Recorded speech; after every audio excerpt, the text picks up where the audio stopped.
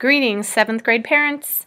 I want to share with you some information about the upcoming project and the adventure the students will take.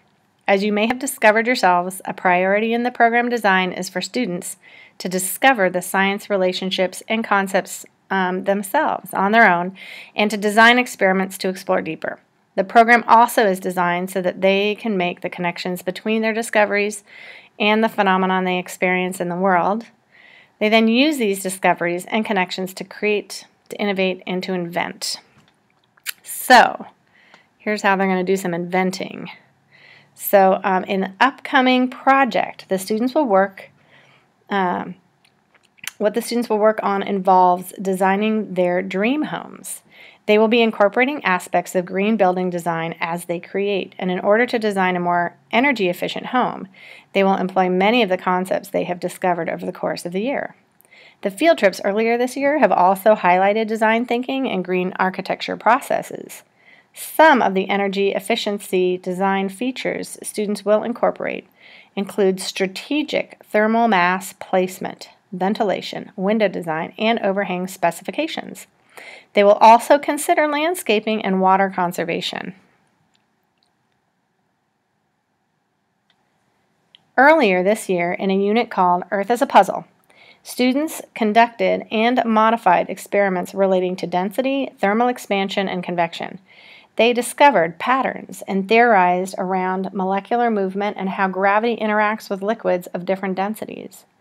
They also connected these ideas to theorize on the underlying causes of plate tectonics and the causes of earthquakes and volcanoes and the rock cycle. Students were able to connect their understanding of convection in liquids to convections in gases. For the following unit called A Sunny Shower Won't Last an Hour. And in this unit, students discovered that different materials heat up and cool at different rates and can hold different amounts of thermal energy, a concept that relates to thermal mass. They used their discoveries around convection as they experimented with gas laws, adiabatic cooling, and the water cycle. And these discoveries will help them when considering the climate where they plan to locate their dream houses and also in designing the house to have a desired ventilation.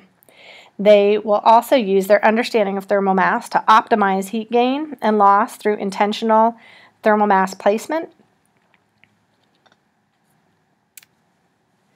Students just finished a unit where they explored the relationship between latitude, the time of year, sun transit, and day length. And they discovered that the Earth's rotational axis is tilted by 23 degrees, and that this is the underlying cause of the patterns they observed. They then did experiments to discover relationships between angles and illuminated area and angles and light intensity, and they connected these discoveries to the cause of Earth's seasons.